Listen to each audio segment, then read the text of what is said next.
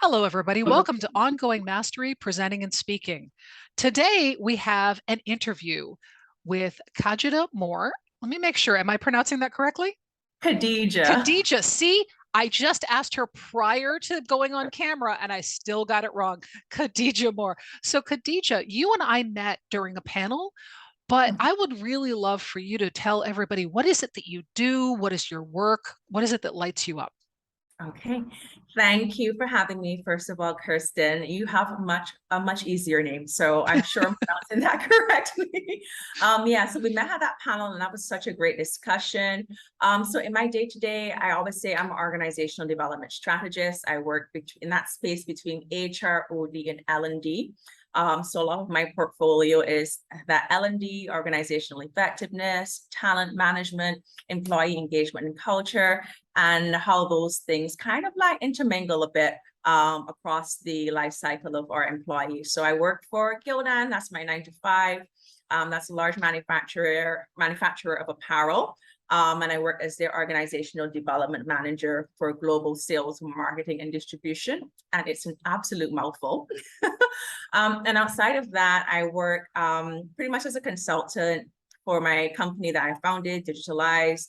And what I do there is a lot of that same organizational development, but delivery across a lot of digital platforms, working virtually mostly there to deliver digital solutions to my clients. Yeah. So that's Fantastic. it. So, how did you get into learning and development in the first place? By absolute accident. By absolute accident. But when I look back across like my life, I think it was almost inevitable. So I would have been working in operations. So I used to run restaurants and hospitality. So fine dining restaurants and cuisine. I got into hospitality pretty much out of university. And I was managing a restaurant when the HR director for the group that I was working at, he saw me training the staff and he realized I do this every single day. And he had just had someone who was his training manager left. He said, "Hey, you're this manager here, but I think that we can leverage you in this role. What do you say to it?" And I was like, "No, absolutely not. There's no way I'm working in training. There's no way I'm doing HR." But I got into it and I fell in love and I've been here ever since. Yeah. Fantastic. I am laughing not only because yes, I completely get that, but because I got into training because I worked in occupational therapy at Easter Seals, and our computer guy left, and my boss walked into the rehab room and went, "Eeny, meeny, miny, you come You. with me," and I was like, "No!" So I know exactly how that works. Mhm. So we the ongoing mastery platform that I am pushing is all about ongoing mastery of presenting and speaking, but the idea being that in learning and development, in performance, and all of these things, it really is an ongoing journey. So, how does ongoing mastery show up for you in your work? What are you trying to tackle as your next challenge? And what is it that you see, something in the future you might want to do? Okay. That's such a great question. And for me, I'm much of a believer in ongoing mastery. So there's always something that I'm working on. There's always something that I'm improving for myself. In the work that I do, it's always, I look at it as more as a journey. Persons like my friends are like, "You're always studying. There's always something you're listening to. Like, what are you doing now?" So it is a bit of an ongoing journey. For me, the most recent I guess investment in self, I would say, would have been my certification in coaching for engagement and performance. Oh, And yeah. So I nice. completed that. I think it was June, July. And what I really would absolutely love to do with that is to build a culture where managers are able to coach employees. There's a need for that. I feel like there's always been a need for that. You see the need more with the shifts and trends that have been happening recently. And I think for me, I've built coaching programs before, but how can I build Mhm. something that has impact across the organization where all managers have these basic coaching skills to create value for their employees? And that could impact things like whether it be employee retention, employee engagement, their performance on the job, Mhm. their own mastery, their own journeys of mastery, right? Yep. So I think that that is kind of where I am in terms of my headspace right now. Yeah. Fantastic. So I guess that when you were saying that not all of your friends are in the learning and development community, because L&D people, we are Are always always, yes, learning. We're always yes, studying. We're like, yes. we're perpetual students. It's Hmm. just constantly. Yes. And I have my friends who aren't in the field are like, really? Are you Again, gonna just, yeah, again? Wait, why? It's like, because that's what we do. It's it how we is, think. it is. So then what? And I'm going to actually, I apologize to the folks on camera. I'm going to do the thing I tell you not to do, which is I'm going to look off to the other monitor, which is what is the value of public speaking to the careers of leaders? So, how do you see leadership really needing public speaking as a vital part of their tool set? Yeah, so I think it is invaluable. And every time I see this, I get people looking like, is that what they really need? Don't they need like finance for non-finance managers? Is that going to move the needle a bit more? How is like presentation skills and public speaking really going to move the needle? And there's so many ways for a leader. And I would say the first thing is that you're able to give concise, clear messages and direction. And if you're in an organization, I have the pleasure of working in HR for many years, you can see where the leadership kind of falls apart as it relates to giving direction to their employees. You know, they're giving direction thinking they're meaning one thing, the employees receiving it as something completely different because they haven't developed that skill of being concise and having clarity in the direction and messages that they're given. So that's something that I can definitely see that there's the impact for. I think public speaking and the ability to express yourself effectively also builds trust and credibility. And we Yep. know, like, from again, from that HR perspective or just that organizational development perspective, how important trust and credibility is in achieving any goal, right? Yeah. So leaders are better able to rally people behind them, inspire persons, get that buy-in that they need to meet that seemingly impossible goal or just your day-to-day goals and tasks. So I think trust and credibility is important. You're also able to influence people, and influence, I think, is another one of those things that are at the core to leadership.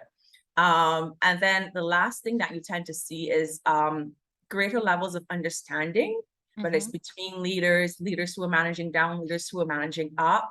And then because you have that clarity, because you have that trust and credibility, you tend to lead, or that tends to lend towards better decision making. And you have Yes. so many decisions you have to make as a leader. If you're able to have clear insight into what's going on in your team, um, having that trust, that credibility, being able to influence persons, you can definitely make better decisions. And if you have 100 decisions to make a day, you don't need to be second guessing all the time because that that communication isn't there, or that what we call public speaking isn't there. Mhm. And I think I talked about credibility from the team's perspective, but also credibility, your own credibility and how people view you in terms of your reputation and your professional Mhm. brand, and then how that supports you getting ahead in your career and building that credibility with the C-suite or recruiters or headhunters or whatever it may be. So there's a lot of value wrapped up in that public speaking for leaders. Absolutely. Yeah. Yeah, I what I love about that is that you were talking about the sh- bringing people along, bringing Mm. employees along on the vision and showing them the journey. And I find that leaders often fall into what in the learning and development community we call the SME issue, the SME paradox. So, subject matter expert Yep. of you know the subject so well that you've forgotten how to approach it from a fresh set of eyes from the Wow. outside. Wow.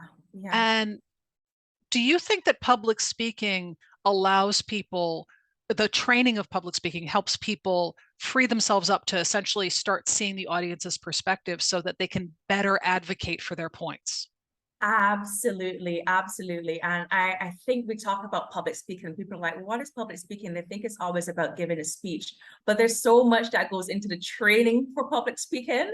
I rolled out a program, I think it was last year. There's so much that go into it. And we start with things like confidence, but you also talk about how do you craft your message, right? um keeping the audience in mind when you're crafting your message, only giving them the information that is relevant to them and not overwhelming them with too much information, right? Which subject matter experts tend to do, like, I need you to know all these 100 things about the subject. And we're like, really and truly, they need to know these 6 or these 3. Yes, that's exactly to it. help them execute in their day-to-day. So starting with the audience in mind and then crafting your message accordingly and decide, okay, what is most relevant? What is most beneficial? What creates that aha moment for your employees? We were talking about it in the aspect of employees, but for your audience, really, that is invaluable. Yes, and it's so hard when the subject matter expert paradox of every piece is important. Well, yes, but not actually. Critical. No, Not critical. They're all important, scenario. but yeah, I was trying to explain to a leader who we were doing banking regulations, and we were talking to line staff, so cashiers, and the material included where the laws were created and the state and the country and the town in which they were created in. There was a picture of the town hall from Sweden, and I'm like, I think we can leave this out. This part we could probably set aside. And he's like, but it matters. I'm like, it does, but the goals are. So getting that across. So public speaking, definitely getting, persuasion, being able to look at it from the audience's perspective. But once you're looking at it from the audience's perspective as a leader, what about the dynamic effect on teams? So if teams get public speaking skills, how does that affect their dynamic, their interpersonal and interwork relationships? So what I've seen a lot is, first off, and I think I mentioned it moments ago, is that confidence. Like, persons are confident in like what they're doing. They're not second guessing themselves. That bit of imposter syndrome is impacted in a positive way. So they're not feeling as if, that. So you tend to see that. But again, kind of what I said earlier, you kind of have that better decision making, better understanding. But on top of that, you also realize you're able to build stronger relationships in your team, right? Because what Kirsten is telling me, I understand. I can wrap my mind around it because she's speaking effectively, and I can respond to her in an effective manner as well. So that there's that better building of relationships, and we know how relationships impact our working experience and even our end work product. So you always tend to see that, and I love to see it. It's like we do public. So when I do presentation skills or public speaking training, you get to see all of these other little benefits other than this person is now able to deliver a presentation or speak in front of a big audience. I will also say things like being able to build not only those relationships in your team, but cross-functionally that support whatever the organization is working towards. And then there's more efficiencies between the team members in terms of how they interact with each other, how they interact with persons outside of their team. There's like a level of understanding that kind of happens. And you're like, oh my goodness, like, was this not always possible? Like, why weren't we always doing this? So you tend to have, again, those better relationships, I think, is one of the key takeaways, because when we're all pulling in the same direction, and I understand what you mean when you say X, and you understand what I mean when I say Y, and we can kind of find that mutual ground of X point Y. That was not a great description, but you know what I'm trying to say, I know right? exactly what you're trying to say. Exactly. You can find that mutual ground to move together. That significantly reduces things like conflict, frustration, the ease of doing your job is there, it's present. It becomes so much. It's like going from something that is absolutely not working, and you're like, I don't see why it's not working. Like, I'm saying this, and then you kind of say, okay, well, I get why it wasn't working. I need to say this. Yes. I need to, Kirsten, she is interested in X. I craft my message knowing that's what her interest is, and this is how my message supports her interest. She can receive that, as opposed to kind of, you have that loggerhead of, I'm seeing it my way, you're seeing it your way, we're not budging. Yeah, that's just great. It's almost like what I compare it to sometimes is like doing like that personality type test. Mm-hmm.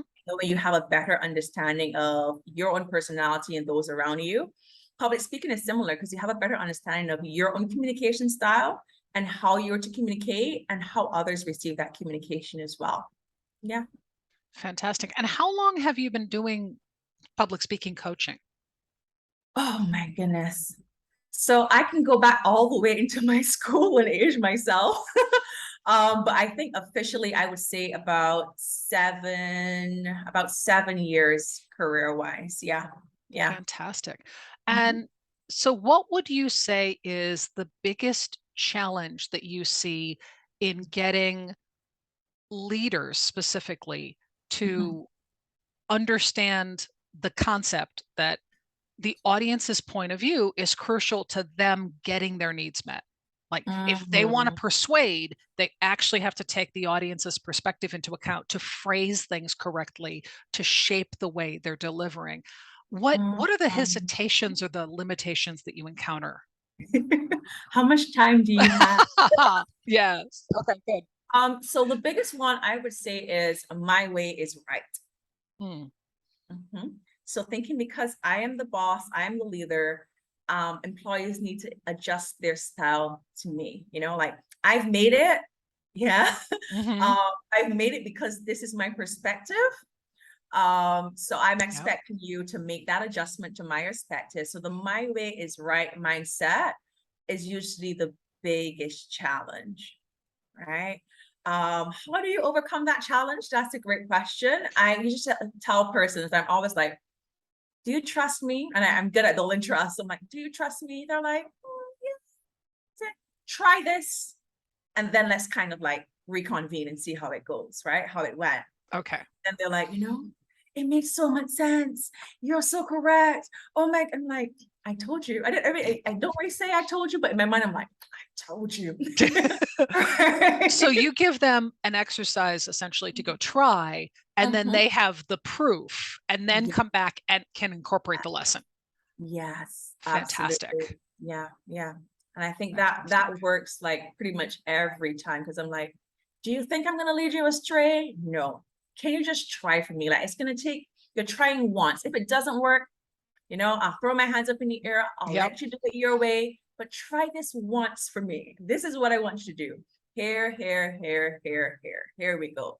And they go, they execute, and they're like, yeah, it worked. Yeah, like, why wasn't I doing this all along? Right. And I mean, we all have our biases in one way or another. And that's kind of Hmm. that bias filtering into leader's approach. So the way to get them beyond that is, hey, let's experiment and see. This way works. I'm not telling you it doesn't work, but there's probably a better way. Let's try it. Okay. So it Yeah. sounds like there's a lot of playfulness in the what you bring to your work, so that it's an experiment. It's a way of being able to kind of dance rather than here are rules you must follow, which Absolutely. Yeah. And if you know fantastic. me, yeah. And I think the chat we had back when we interacted at the conference, I think you're similar as well. That lighthearted nature coming in there. Yeah. And I think that it works. So I leverage it. Yeah, I find that humor definitely matters, and also approaching things from a flexible perspective, Yeah. because the Yeah. part I see, and I suspect this is showing up in the work that you're doing, is Mhm. that a lot of times people will get so absolutely in love with their own content that it has to be delivered in this way. Yeah. And that means that the audience essentially doesn't matter, Mm-hmm. which is Mm-hmm. missing the point, Yeah. Absolutely. because the Absolutely. audience is actually as important or even more important than Mm-hmm. your content, Because if which the is audience hard. doesn't get your content, it has no value. So Exactly. audience is important. Absolutely. Mhm. So, what would you advise people who are coming in to a new leadership role? They've moved up into the ranks, they are now in a leadership position, and they're not really used to advocating for themselves to a team and getting the team to come on board. Mhm. How would you suggest that they start developing that skill set? So someone coming into a new position and they're not used to advocate, they're trying to get their team on board. How would Yes. they go about that? I would say get to know your team. We just talked about the audience being key and the audience being important. For you to get me on board, you have to be able to sell me on what's in it for me. There it Yeah. is. Yes. If you're able to sell me on what's in it for me, you have a great chance of getting me on board. So understanding your audience. So spend time getting to know your team, what makes them tick, what gets them excited, right? And then leveraging that into your communication with them, getting them on board, etc. But I think the most important thing is, I think we're repeating ourselves with the get to know your audience, but it's true, right? What's in it for them? And if you start there and work your way back to this is where you need to be in terms of your goals you have as a new leader, etc., you're better able to kind of rally them and get that support to meet that goal. Yeah. Mm-hmm. So, when you are working with leaders on their public speaking or their team communication, I have found that I personally don't like watching videos of my own work, but it is the most valuable thing I can do. Do Mm-hmm. you ask them to watch videos of their work? Or So I are they just would rather die? they would rather die, and I empathize because I would rather die. I'd be like, oh my goodness, do I sound like that? I move my mouth like that when I speak. My eyebrows stick. So I usually tell them, okay, ask your team what they heard. Tell them, don't Ooh, use your language, put it in their own words, right? And that I find that's a good gauge that works. So the videos, because I empathize, I know you should do it, like watch your videos, see how you speak, etc. But I usually say, okay, ask your team what they heard. What was their takeaway? What is the action they have to do leaving the meeting? And tell them, don't repeat verbatim what I said, put it in their own words. And then excellent. you're able to see if there's a mismatch, if there's a match, if they understand. And I think that's absolutely helpful. So tell your team, put it in their own words. And you're like, sometimes they come back to me and they're like, no one understood what I said. I said, okay, so how can you do a better job of helping them to understand what you're saying? Yeah. Excellent. And that is so much gentler than having, yeah, because To watching watch videos yourself. it is the worst. The worst. It is so painful. Absolute- I mean, I'll do it. I'll do it because I kind of feel like I need to, but it's not I don't know anyone who enjoys it. No, I remember like back in school, it was just like secondary school, watching because I was in a debating club and you had like Toastmasters and all those other things, and you had to put the camera up, record yourself, sit down and watch it, watch your body language, watch the way you speak, the words you use. Are you using too many filler words? And I felt like that was the hardest thing, one of the hardest things I've ever had to do. But it Yes. works. But it works. But it works. Yeah, what I found is that what I have to do for myself is what I do with my clients, which is if we do videos, they have to end with finding three things that they did well, Mm, because otherwise you're essentially beating yourself up. And then yeah, why would you voluntarily beat yourself up all the time? yeah, yeah. But I find it's really hard for people to identify what they did well. I have trouble identifying what I did well. Mhm, mhm. And Yeah. if you're bringing that out in your clients, how do you get them to see what their gifts are? Yeah, yeah. I think it is a difficult exercise, and I find the first couple times, I always help people find what the good things are, right? So they're like, oh my goodness, I said 1,000 times.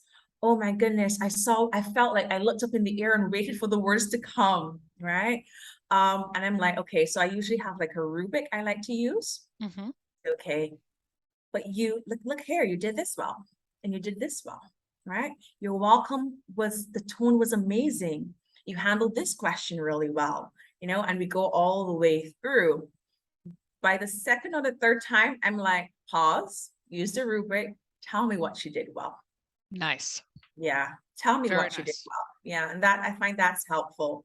But people always go to, and I mean, because I work across a number of spaces, I see it like things like even in psychometric testing, they're like, oh my goodness, I'm a tough boss. I'm like, we talked about 20 benefits and 20 great things about your personality at first. They're like three things we're going to work on in coaching. Why are you killing yourself about these three things, right? Like, how can we Mhm. leverage the 20 great things to overcompensate or compensate for the three things as we work on them? Yeah, and that seems to be universal. It is. It That- is. Yeah, it is. It is.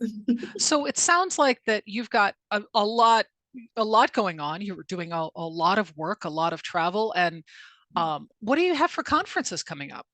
Are you going to anything new?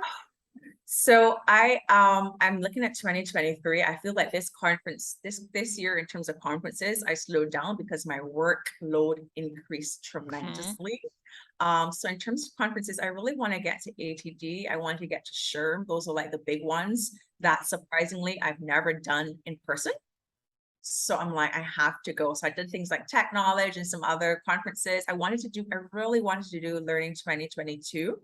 But I just couldn't make it work with my schedule. I Mhm. absolutely could not make it work. So I think I'll definitely have to do it for Learning 2023. I sit on the board of the Organizational Development Network, and we are transforming the way we do our conference. I went to that one this year. We're going into summit style.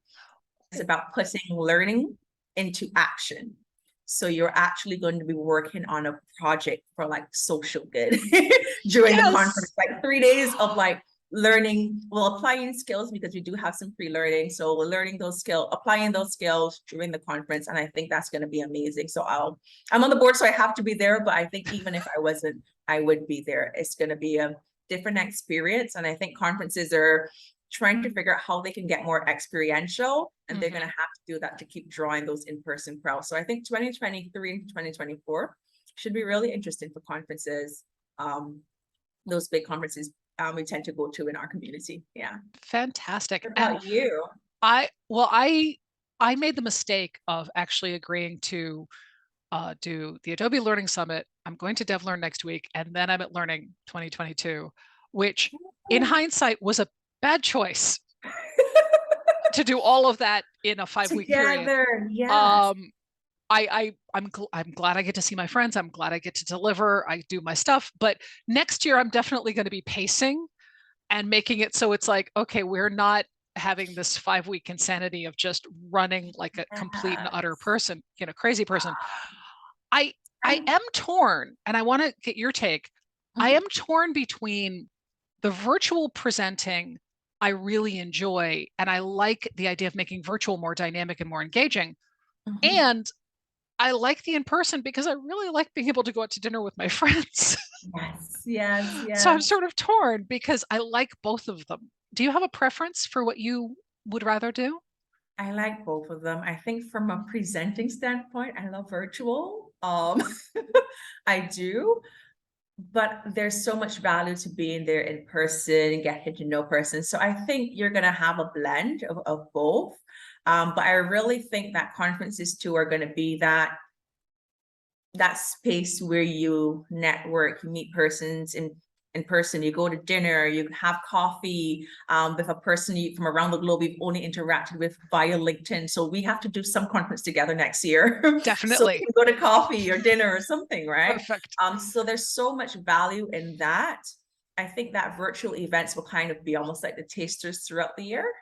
Mm, I'm I wondering like if it. we'll see hybrid conferences continuing. Hybrid's tough. It Hybrid's is. hard to pull Is. off technologically. Mhm, It's mhm. tricky. I mean, I think it's super valuable. And I Yeah. was just in a virtual conference and as an attendee this week to see what it was like. And I was really thrilled with the fact that they really worked to drive the engagement. But Mhm, the hybrid model mhm. is so tough. Yeah. Um, I think it would be great to actually have like training sessions almost in an event of how would you brainstorm this? How would you solve it? And then to try to do it in real time. I'd be Yeah. curious to try For that. hybrid. Yeah. Yeah, I know some persons and I've done, I think, a session as well regarding like how to make it work, what works, what doesn't work, like things like buddying up persons. So you having a person who is attending in person, they kind of have a buddy who's virtual. So like if I'm in a session and you're virtual and you're not here, I can say, hey, virtual people. So it's kind of like keeping tabs and things Mm. like that. I've heard a number of creative ways to make it work.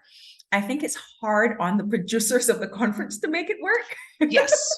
Yeah. It's well, having taught virtually a few times. Mhm. I mean, mostly my stuff was either entirely in person or, entirely virtual. Yeah. But there was some mix, and the Mhm. mix is challenging. And Yeah. that's what a lot of people are facing now is they're, knowing that they have a virtual audience, but they also have the people in front of them. And the presenting and speaking skills required for those two audiences are a little different. So you actually Mhm. have to shift skill sets while you're working. Yes, yes, yes. So it's Really. interesting. I'm hoping that there's more development in that skill area so that Mhm. that way when it is done, we can really get into making it as Making enriching as it possible. work. Yeah, I think there will be more hybrid, but not hybrid simultaneously. Mm, But I think there's value to having that virtual aspect and maybe at the conference focusing more on maybe the networking and prioritizing that, putting things into action, prioritizing that. I think virtual has many benefits. Well, I mean, we'll see. It'll be interesting to see some conference in 2023 or 2024 yeah. that really pulls the two together and make it work. I think kind of what you said, we kind of need like maybe like a hackathon around making hybrid events Yeah. work I and would see love, yeah, that that would be would be great. great. I That'd be a would lot of fun. I'd volunteer for that like I would today. totally volunteer for that. So the folks who are listening to the podcast and watching, you have two people who would be happy to help make that work. So Yeah, just a hint. Yeah. yeah. Fantastic. So where can people find you if they would like to take advantage of your knowledge and get to know you better? Where is the best place for people to reach out and find you? I think most people find me via LinkedIn. Like my LinkedIn inbox needs a clean right now, but I tend to do a really good job at staying on top of like LinkedIn messages.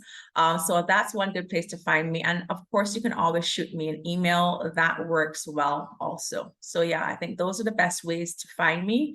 Yeah. All right, fantastic. Well, thank you so much for taking the time today and coming on. And hopefully, yes, we'll get to see you at some conference when we are not Yes. both on a panel working.